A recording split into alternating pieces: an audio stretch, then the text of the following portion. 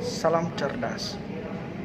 Hari ini bersama saya, advokat muda Onesius Gaho, sesuai dengan apa yang sudah kami umumkan sebelumnya, bahwa hari ini kita akan mengadakan satu diskusi yang bertopik dampak virus corona ditinjau dari sudut pandang ekonomi.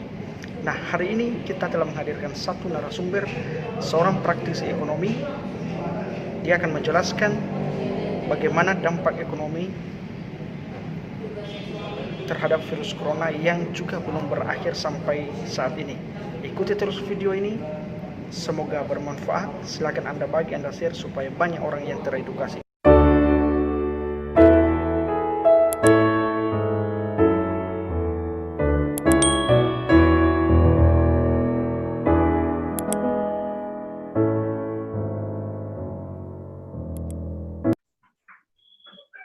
Oke, selamat pagi semuanya buat kawan-kawan semua. Saya senang sekali bertemu dengan Anda.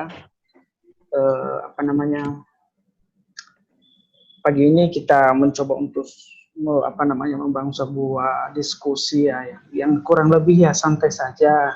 Tapi memang mungkin isinya yang agak serius, tapi suasananya santai saja. Namun ada beberapa aturan ya yang mau saya sampaikan. Pertama, nanti sebagai pembicara Bung Erwin bisa sampaikan beberapa hal. Nanti ada pertanyaan sih yang sudah saya siapkan, tapi nggak terlalu serius-serius amat. Nggak usah sampai gimana-gimana ya. Nanti untuk yang lainnya boleh juga menyampaikan beberapa gagasan atau solusi yang bisa ya barangkali mengedukasi lah teman-teman yang lain. Ya kalau kita berbicara tingkat nasional ya kejutan kalau udah sampai ke sana.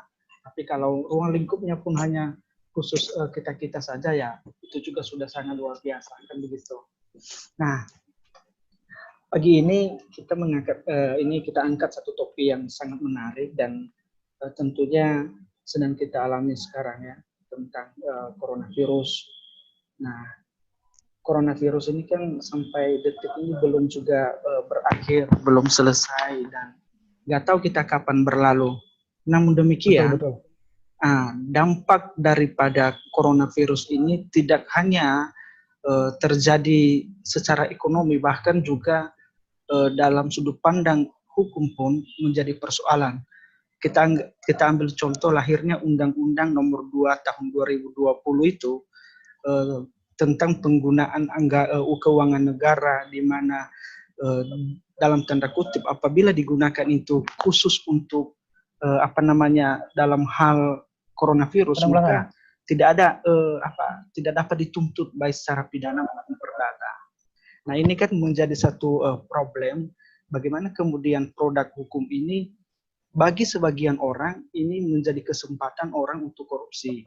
Tapi bagi beberapa orang, mungkin termasuk saya yang agak sedikit setuju dengan undang-undang ini supaya para pemegang kekuasaan atau pihak-pihak yang mengelola keuangan ini dalam hal membantu coronavirus tidak menjadi takut, tidak menjadi terbatas. Dia merasa bahwa saya nggak mau menggunakan uang ini karena takut begini dan begini dan begini. Inilah kesempatan yang diberikan seluas-luasnya kepada orang yang mempunyai kekuasaan, bagaimana kemudian mengelola keuangan ini demi kepentingan masyarakat tanpa harus ditakut-takuti oleh undang-undang, harus ditakut-takuti oleh hukum. Tapi memang sisi lemahnya itu ada di mana? Ada kesempatan uang ini digelapkan dan seterusnya. Itu kan dugaan. Proses pembuktian kan ada di pengadilan. Kita biarlah itu urusan KPK dan pejabat yang lain. Nah, pada pagi ini saya agak sedikit serius mengangkat satu topik, bagaimana dampak coronavirus ini terhadap perekonomian masyarakat dilihat dari sudut pandang ekonomi. Nah, kebetulan ada teman saya yang sekarang ini dia berlatar belakang pendidikan ekonomi dan saya anggap dia seorang yang sudah praktek ya. Dulu waktu masih di Jakarta, saya baca sedikit CV-nya ya. Beliau gabung di perusahaan, kemudian juga sudah mengelola keuangan perusahaan, dan sekarang gabung di pemerintahan daerah. Nah, pemerintahan daerah ini kan pengelolaan keuangannya juga cukup menakut-nakuti ya sebagian orang. Takut itu mengambil keputusan untuk berbuat sesuatu. Nah, pertanyaannya, bagaimana menurut Bung Erwin dampak daripada coronavirus ini terhadap ekonomi, dilihat dari sudut pandang ekonomi, lalu bagaimana seharusnya pengelolaan keuangannya? Nah, kesempatan selanjutnya saya berikan kepada Bung Erwin. Yuk, silakan Bung. Oke, thank you Bang Ones. Ini pertanyaannya sangat menarik ini. Ya. Mengenai dampak perekonomian karena pandemi COVID-19 lah. Ya. Nah, sebelum kita masuk ke situ, mungkin supaya lebih gampang dicerna, saya akan coba membahasakan dengan cara sesederhana mungkin untuk menjelaskannya. Yang pertama, dampak perekonomian itu kita bisa melihat dari apakah dia mikroekonomi atau makroekonomi. Tapi untuk lebih sederhananya, kita coba lihat di mikroekonomi. Contoh saja mungkin Pak Bambang namanya, kita sebut aja dia Bambang. Dia sebagai pekerja swasta, karena dampak pandemi corona ini, dia di PHK. Nah, ketika dia mengalami PHK, otomatis dia tidak mendapatkan penghasilan. Anggap biasanya dia punya penghasilan itu 3 juta. Untuk biaya lain-lain 2 juta, dia punya saving 1 juta. Nah, pada saat karena beberapa bulan keempat, bulan kelima, dia di PHK, maka dia tidak ada penerimaan. Otomatis, karena dia tidak ada penerimaan, yang ada malah savingnya tadi itu digunakan untuk keperluan sehari-hari. Nah, udah begitu, pada saat pandemi ini, harga barang naik. Udah gitu, ketika dia tetap berada di dalam rumah, otomatis biaya listrik juga naik. Nah, dilihat dari perspektif ekonomi mikro, kita bisa melihat bahwa dampaknya ini sangat besar kepada pribadi. Nah, kalau kita melihat dari secara makro juga, otomatis ketika sebuah perusahaan, atau contohnya kita anggap perusahaan yang melakukan produksi, tidak adanya produksi, maka ketika tidak ada produksi, otomatis dia tidak dapat keuntungan, karena tidak ada penjualan. Nah, ketika tidak ada penjualan, otomatis karyawan di PHK. Nah, kita juga tahu bahwa negara itu sumber terbesar pendapatannya APBN itu dari pajak. Nah, sekarang perusahaan mau ngasih pajak apa? Nah, jadi di sini kita bisa dari dua ilustrasi itu bisa kita gambarkan bahwa dampak corona ini untuk perekonomian sangat besar, sehingga di sini pemerintah, nah pertanyaannya menarik tadi, apa peran pemerintah dalam menanggulangi pandemi COVID-19 ini? Nah, kebetulan saya juga sebagai ASN, dan kebetulan juga saya di bidang anggaran di Kabupaten Selatan.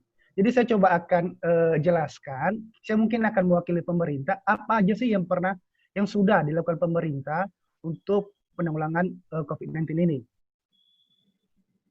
Nah, pemerintah sebagai pengelola keuangan tidak tinggal diam ketika terjadi terguncangnya perekonomian kita karena dampak COVID-19 ini.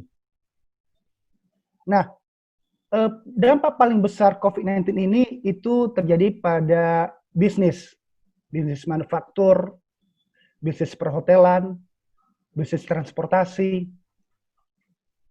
Nah, oleh karena itu, pemerintah mengeluarkan kebijakan. Nah, kebijakan-kebijakan pemerintah itu ada nama itu stimulus fiskal. Nah, stimulus fiskal itu memberikan kebijakan untuk mempermudah sektor perusahaan atau memberikan kemudahan pajak. Nah, stimulus fiskal tahap pertama ini yakni berupa pembebasan pajak hotel dan restoran di 10 daerah wisata. Terus ada juga tiket penerbangan sebesar 30% diskon. Mungkin teman-teman pernah mengalami nggak di bulan Maret itu ada diskon, itu ada harga tiket pesawat itu murah sampai 30% diskonnya. Pernah mengalami nggak, Bung Ones? Bulan 4, bulan 5 itu. Bulan 3. Ya, sudah saya mengalami ya. Sudah. Nah, itu semua itu karena kebijakan pemerintah. Sampai penerbangan memberikan 30% diskon waktu itu. Oke. Terus pemerintah juga memberi kartu sembako untuk melindungi daya beli masyarakat. Terus ada juga percepatan implementasi kartu prakerja. Walaupun nantinya sebenarnya visi misi kartu prakerja ini bagus. Cuman di beberapa hal teknisnya mungkin bisa kita perdebatkan. Ada beberapa yang menurut saya juga sendiri kurang setuju sih sebenarnya. Cuma nanti kita bahas karena itu nanti bisa panjang ceritanya. Terus ada juga skema subsidi selisih bunga. Itu dilakukan juga oleh pemerintah. Nah, yang patut kita untuk sadari bahwa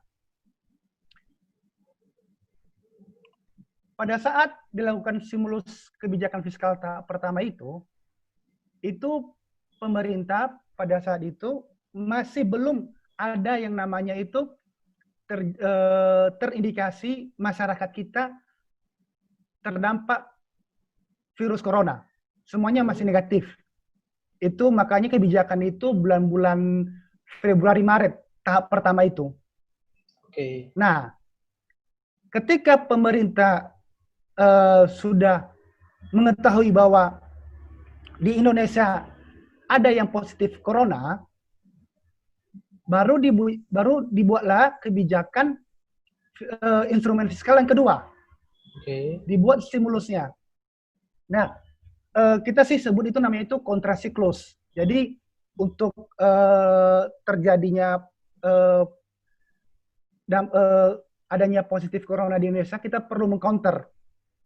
Nah, counter yang dilakukan negara sendiri, ya ini memutuskan untuk melonggarkan kebijakan fiskal, yaitu melebarkan defisit APBN kita di 2020 dari 2,5% yang direncanakan, yang 2,5%, sedangkan yang direncanakan sebelumnya itu 1,76. Jadi ada mengalami kenaikan defisit kita dari 1,76 menjadi 2,5. Nah, patut kita catat bahwa ini kan sebuah negara, dia sudah menyusun APBN sebelumnya. Tiba-tiba terjadi pandemi ini.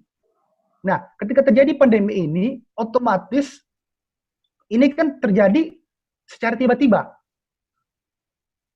Nah, kita sudah defisit sebelumnya loh. Itu 1,76 ditambah 2,5. Nah, untuk bisa menjadi defisit, maka uang itu kemana aja kan? Kita kan harus mempertanyakan juga dong, uang itu kemana aja sih dikasih pemerintah? Nah, hal ini digunakan untuk memberikan ruang gerak ekonomi yang lebih leluasa dengan pelebaran defisit. Berarti akan ada belanja ditambah oleh pemerintah. Selain itu, pemerintah memberikan insentif perpajakan. Jadi untuk tahap stimulus kebijakan fiskal di tahap kedua ini, pemerintah itu lebih banyak memberikan itu pada pajak, insentif pajak. Nah, mungkin nanti kita bisa cari sendiri apa aja sih insentif pajak. Aku mau memberitahu beberapa aja. Yang pertama itu insentif perpajakan yang ini mengenai relaksasi pajak penghasilan pasal 21. Itu ditanggung pemerintah sebesar 100%.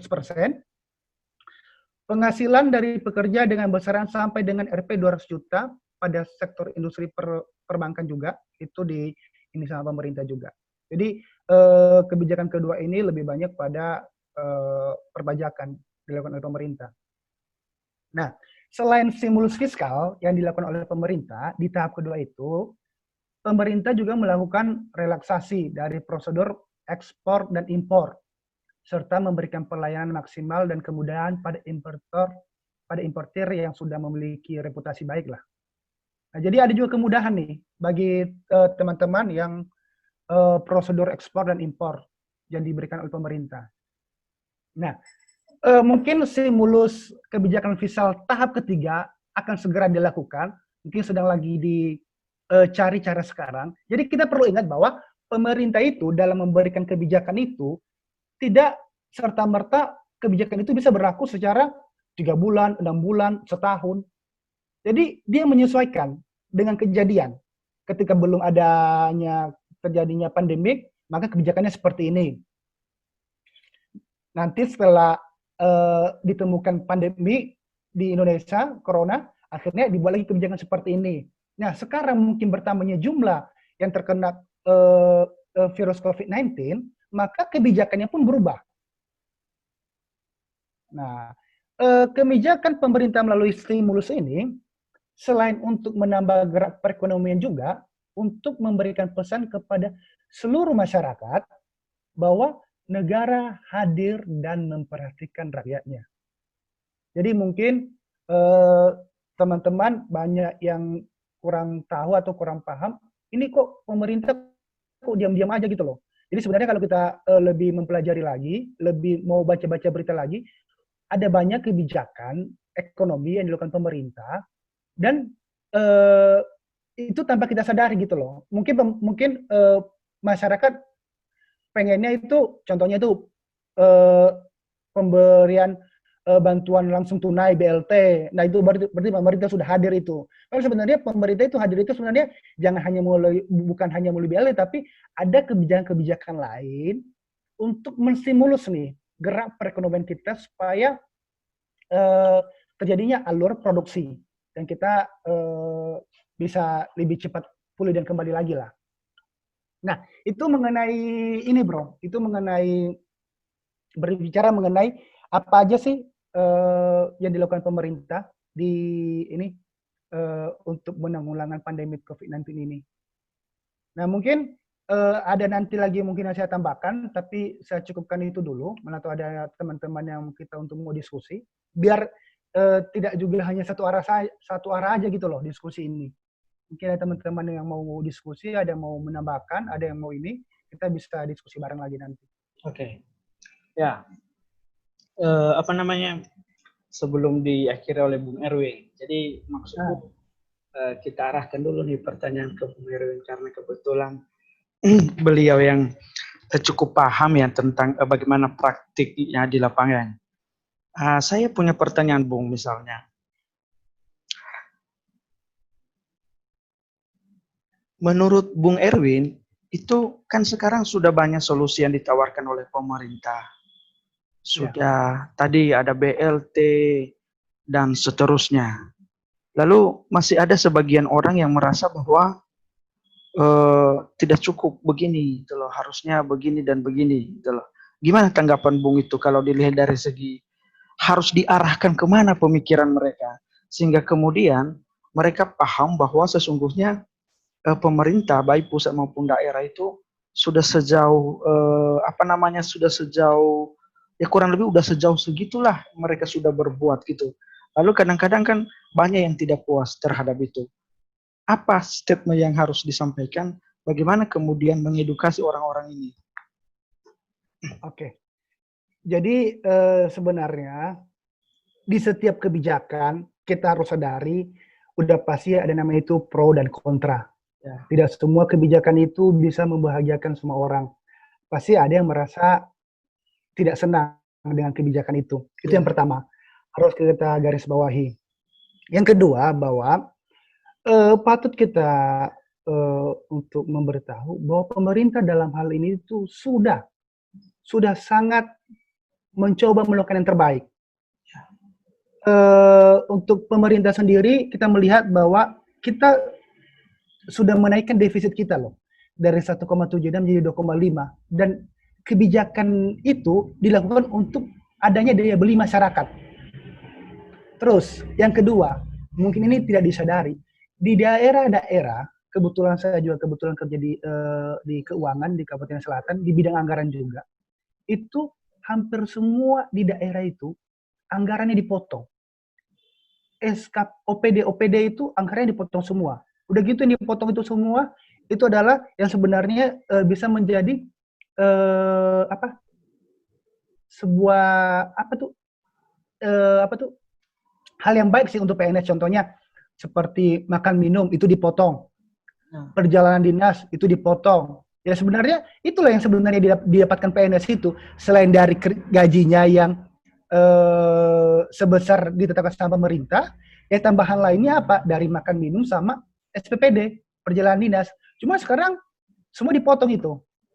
Jadi yang namanya juga pemerintah juga di daerah juga sebenarnya sudah benar-benar melakukan yang terbaik untuk masyarakat, dan uang itu dikemanakan, pemotongan itu dibagikan kepada masyarakat. Jadi nanti tim gugus, jadi kan di tiap daerah itu, di tiap provinsi itu ada namanya tim gugus.